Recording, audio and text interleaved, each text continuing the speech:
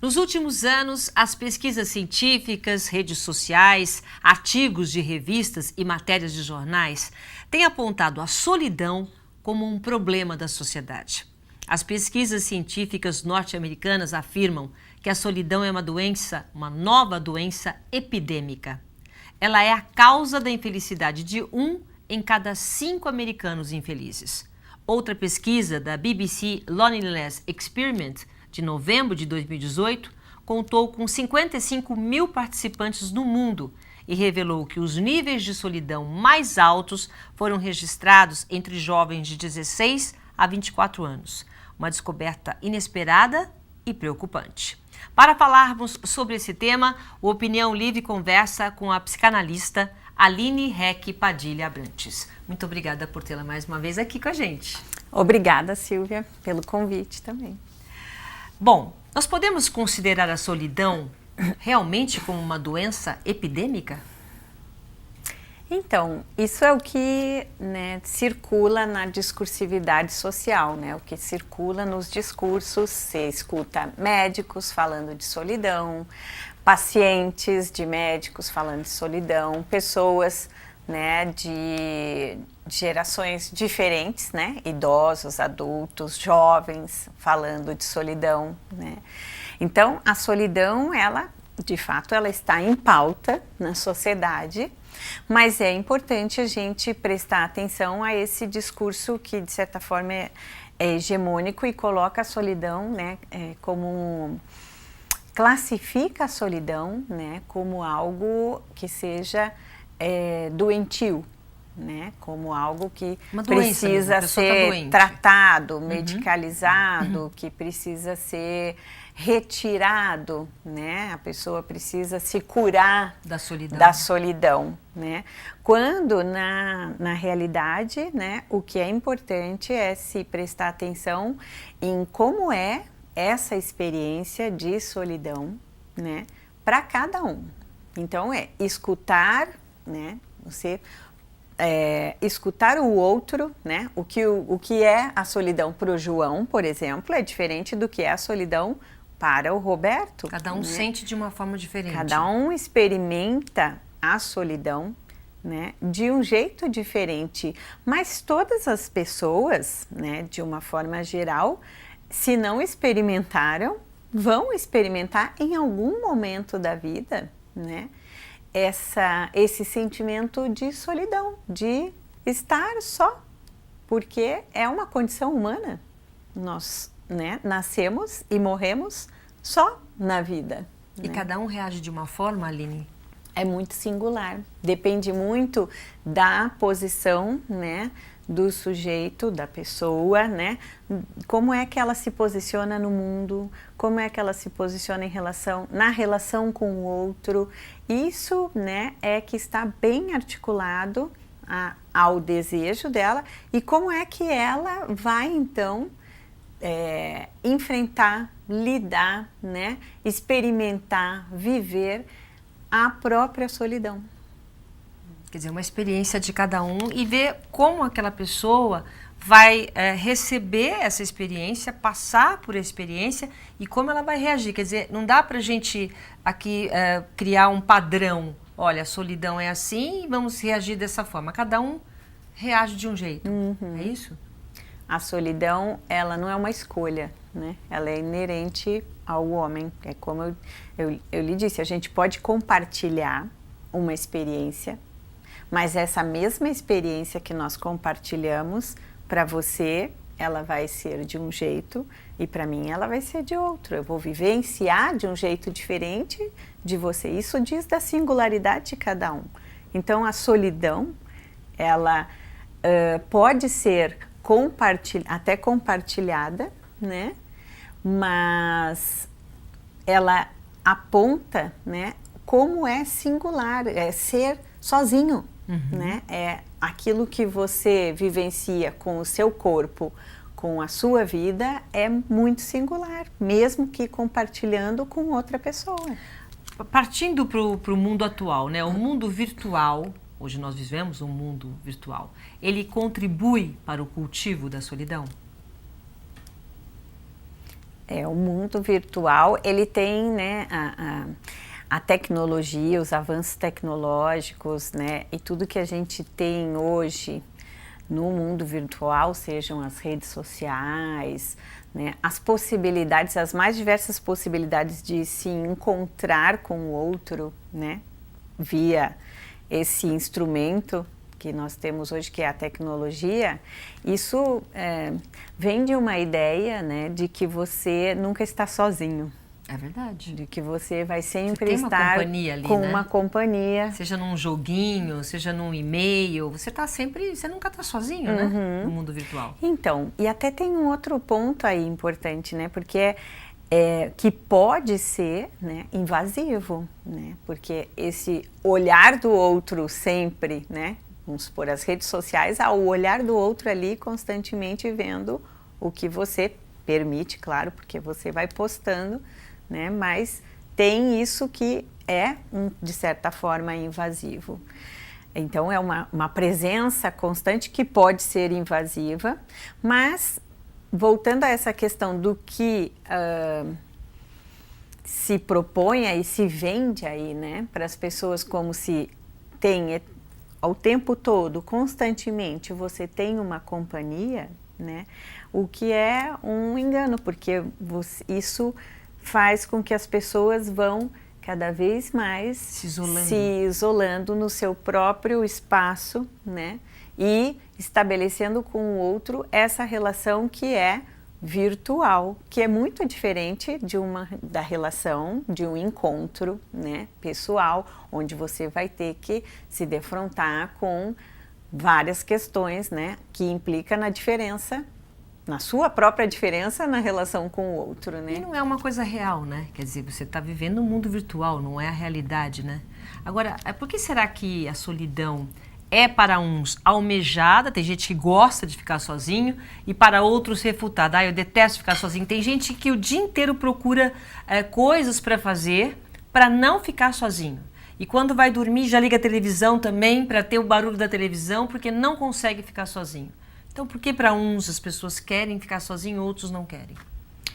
Acho que isso que você colocou, né? Não conseguem. Acho que aí é um ponto bem importante, né? Quando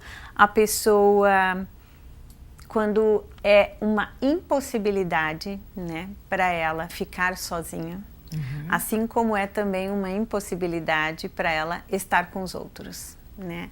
Quando há algo que é imperativo, sabe, que determina, eu não consigo, né, estar com outras pessoas, é muito difícil, né?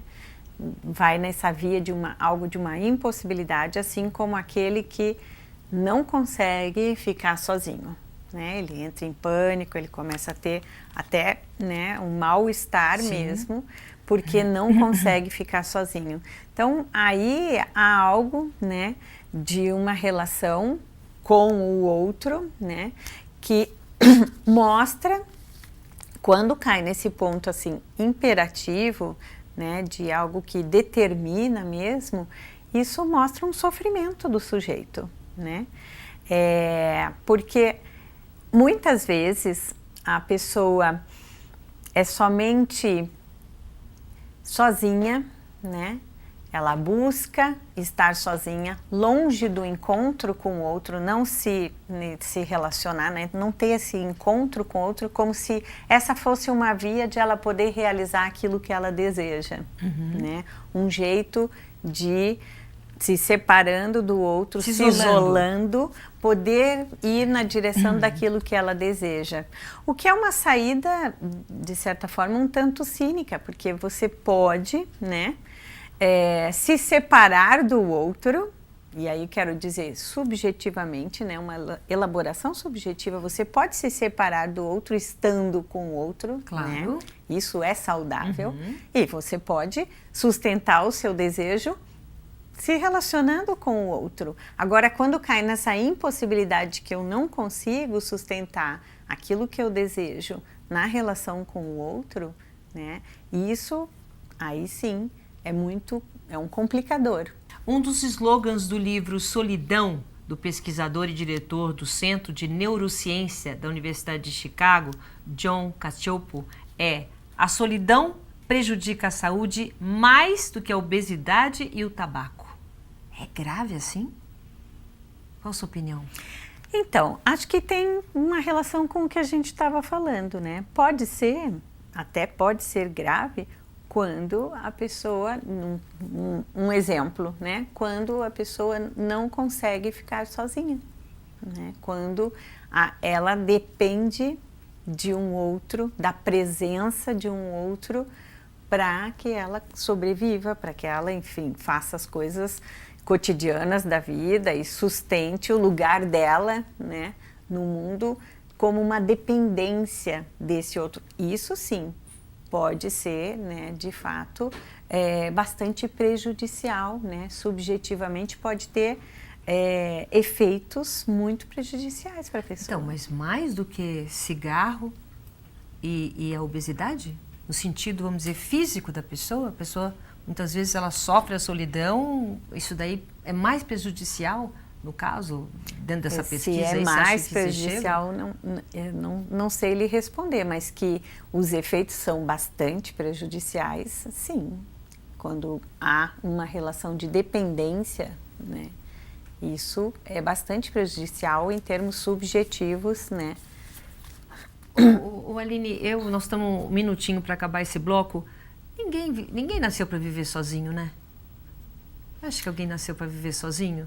Não faz parte da vida a gente ter sempre um outro? Então, faz parte da vida você ter laços com o outro, né? Mas isso não significa que você não é sozinho. Você é sozinho, né? No mundo você é sozinho, mas você estabelece, faz laços com o outro. Isso sim, né? Porque a própria constituição subjetiva, ela implica na relação com o outro. Um bebê, quando nasce, né, tem um outro ali que cuida dele, né, que vai não só cuidar da sobrevivência dele, em termos, né, de alimentá-lo e dos cuidados básicos, mas também esse outro que vai estabelecer uma relação, né, que tem um desejo aí, que, enfim, tem toda uma relação que implica em desejo. Isso, né, diz do quanto é importante, né, e nós precisamos da relação com o outro, mas nós não dependemos. Isso aí. É isso que fica. A gente precisa, né, é bom, é saudável ter uma relação com o outro, mas a gente não pode depender do outro para viver. A gente volta em instantes, tá? Até já. Universidade Paulista Unip é a preferida do mercado de trabalho. 5 anos consecutivos, ranking universitário confirma. Unip é a universidade particular preferida dos que contratam em todo o Brasil. Unip, qualidade e empregabilidade realmente comprovadas. Estamos de volta, conversando com a psicanalista doutora Aline Reck Padilha Abrantes. Nosso tema de hoje é a solidão. Um tema que nos faz refletir, né? O que realmente é ser sozinho. Você depender de alguém, ou a pessoa, tem gente que gosta de ficar sozinho, muitas vezes procura até a solidão, acha que sozinho é mais feliz. Outras pessoas não conseguem viver sem estar rodeado, né, de gente e de muitas coisas para fazer. Solidão começa a incomodar. Então, e segundo uma pesquisa da BBC, ainda que num percentual diferente, idosos e jovens sofrem de solidão, porque a solidão é o ponto comum em fases tão distintas da vida. É isso? Eles têm uma fase da vida da solidão, tanto do idoso quanto do jovem, que eles ficam tem essa sensação, essa experiência? De solidão? Sim. Cronologicamente são fases são idades bem diferentes, né? E pensando em termos de fases da vida, são fases bem diferentes, né? Um idoso e um jovem, você disse de que idade? Não falou necessariamente a idade. No caso, são idosos e jovens que sofrem de solidão, porque existe um ponto em comum aí. nessa fase? Daria para se pensar como ponto em comum uma certa transição, né? Que me ocorreu agora, assim, o idoso, né? A pessoa idosa, ela está num momento de transição onde ela muitas vezes já se aposentou, então ela está saindo do mercado de trabalho, né? E também, nesse momento, tem a questão dos lutos, né? Porque uma pessoa mais idosa, quero dizer, acima de 80 anos, por aí, ela já começa a perder as pessoas que são queridas, seja amigos, familiares e até próprio companheiro ou companheira, né? Então há lutos, né? E também os lutos que ela vai fazendo em relação à sua própria condição humana, né? Porque a visão já não é mais a mesma, a condição física já não é mais a mesma, né? Tem toda uma transição aí que é de uma saída do mercado de trabalho que vai implicando nesses lutos também, acontecem isso. E um movimento de estreitar os laços com a família. Né? Com amigos. De se aproximar mais da família, né? De ter esse movimento de estreitar esse laço, né? Porque é um momento onde ela se sente muito sozinha. Sim. O jovem, né, também tem uma transição, mas dá pra gente pensar de certa forma até um pouco na via contrária, né?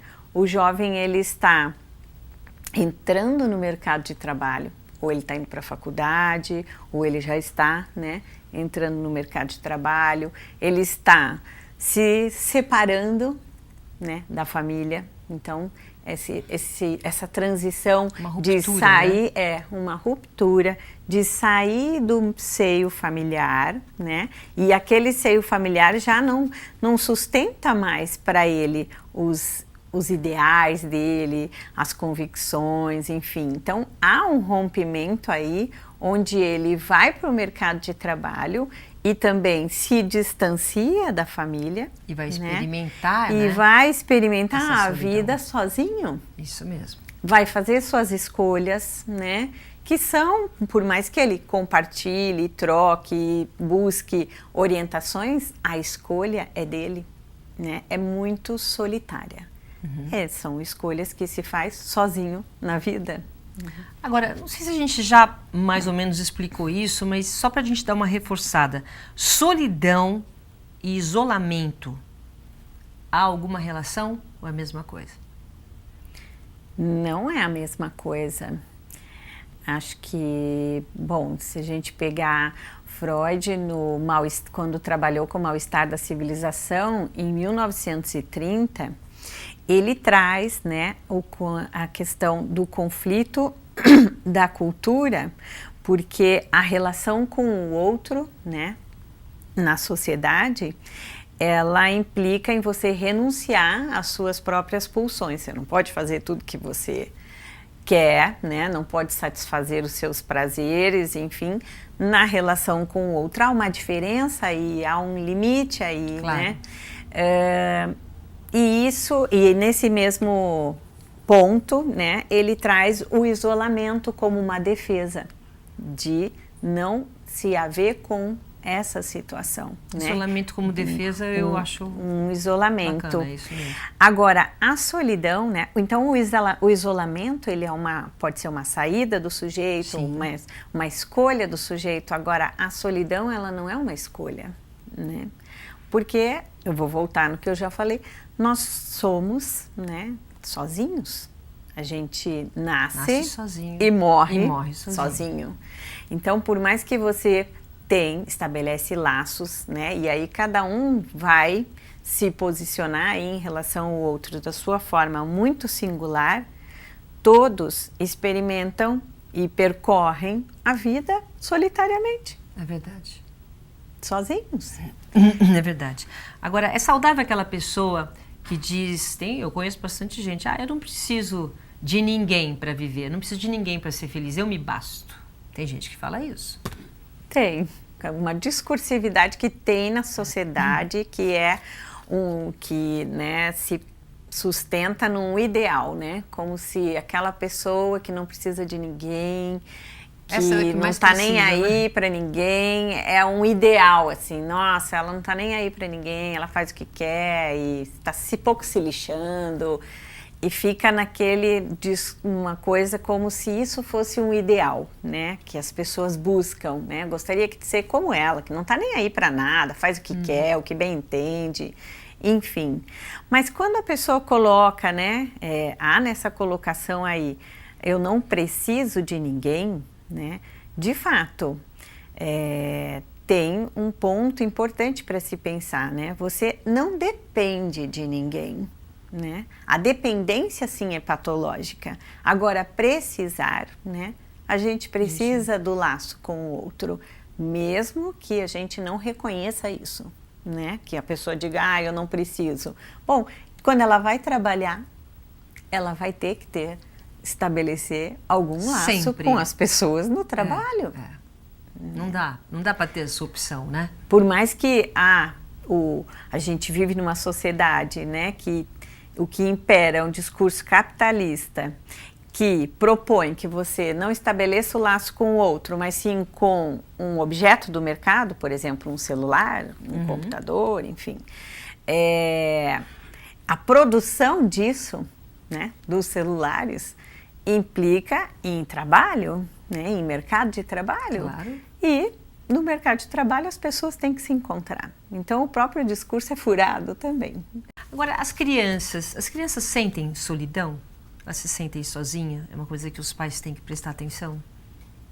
As crianças podem sim se sentir sozinhas e é importante sim prestar atenção quando isso a criança coloca como um sofrimento ou quando se separar do outro, desse outro tão querido, por exemplo, a mãe é um sofrimento para a criança, quando ela a impede de brincar na casa de um amigo porque ela não consegue se separar, né? Porque se separar deste outro tão querido, por exemplo, que eu estou colocando, a mãe implica em você se reconhecer como alguém que é único, né? Que não há essa unidade eu-você, que há um eu que é diferente de você. Quando a criança se reconhece como separado do outro e quando para ela, né, é possível, ela descobre que ela pode estar sozinha e brincar sozinha, enfim, sem a necessidade do outro. Você sabe que existe até um certo... Eu vou fazer uma parte de uma observação. Eu fui numa exposição de crianças e a exposição era em grupos, né? Grupos, cada um tinha seu grupo. E aí eu fui fazer uma reportagem e de repente eu vi um rapaz sozinho. Eu falei, onde está o resto do grupo? Ele falou, não, sou só eu. Eu falei, mas só você, todo mundo está em grupo? Ele falou assim, não, mas eu sabia, eu tinha capacidade de fazer tudo sozinho, eu fiz tudo sozinho. Então, na hora, eu até fui falar com as pessoas, quer dizer, você está falando uma coisa que procede, quer dizer, se ele acha que ele pode fazer tudo sozinho, ele vai lá e fez um ótimo trabalho. Mas no caso da visão saudável de convivência, isso é bom para uma criança, para um jovem? Se ele achar que realmente está bem, mas isso não significa... Essa convivência não é boa de ter realmente, mas isso não significa que ele não tenha, né? Ali naquele momento ele estava produzindo, fazendo alguma coisa interessante para ele e bom, você percebe isso naquele momento solitário, a solidão dele, o reconhecer que ele pode estar sozinho, foi muito criativo, porque ele pôde fazer coisas sem, né? Implicar que tinha que ter um outro ali para que ele pudesse fazer, né? Então, quando a criança descobre essa possibilidade, né, de uma forma, né, que isso tenha que ela tenha uma posição que isso seja saudável para ela, né, é muito produtivo, porque ela não depende, né? Passa a ser uma contingência estar com o outro e não uma necessidade. É esse que é o segredo, né? Agora, se a pessoa sente solidão, se passa por isso, está assistindo a gente, como é que faz para domar a solidão? É possível domar? ou sei lá, dominar a solidão? não deixar esse sentimento tomar conta da gente? É possível isso? Quando a gente pensa em domar a solidão, né, em dominar a solidão, aí nós já estamos falando assim de uma dimensão que é imaginária, né, como se a solidão fosse um monstro que precisa ser domado, né? Já tem aí toda uma fantasia em cima da solidão, né, como algo terrível, né, como se não fosse saudável, quando, né, como coloquei, é inerente, né, ao homem, né? Desde o momento que você nasce e o cordão umbilical é cortado, você está separado do outro, você está só no mundo, né? Estabelece laços, relações com o outro, mas o seu percurso de vida é seu, é solitário. A vida individual, né? Agora, tomar isso como algo que precisa ser domado, já tem aí uma dimensão muito, né, imaginária muito grande. Eu posso lhe dizer assim, como uma experiência pessoal e profissional, né, que no percurso de análise, né, você no percurso de análise você vai lidando com situações, né, você vai trabalhar com questões onde você vai transformar a solidão, aquilo que poderia ter essa dimensão tão imaginária, né, em algo de uma solitude. Ah, que bom, que bonito. Que é você poder reconhecer, né, essa dimensão, né, que é da sua condição humana enquanto um sujeito de falta, né, que lida com a falta, enfim, em relação à própria castração, e que você pode sustentar o seu desejo, né, sozinho. Mesmo sozinho. E isso não implica não ter, né, é insustentável leveza do ser, né, você pode sustentar o seu desejo, o que não implica não estabelecer laços com o outro. Com o outro. Maravilha. Muito obrigada mais uma vez, né? Aqui você com a gente. Muito obrigada eu. Pela aula, mais uma aula. Que é isso? Obrigada. É uma troca. O nosso Opinião Livre de hoje fica por aqui. Muito obrigada pela sua companhia e até o próximo programa. Tchau.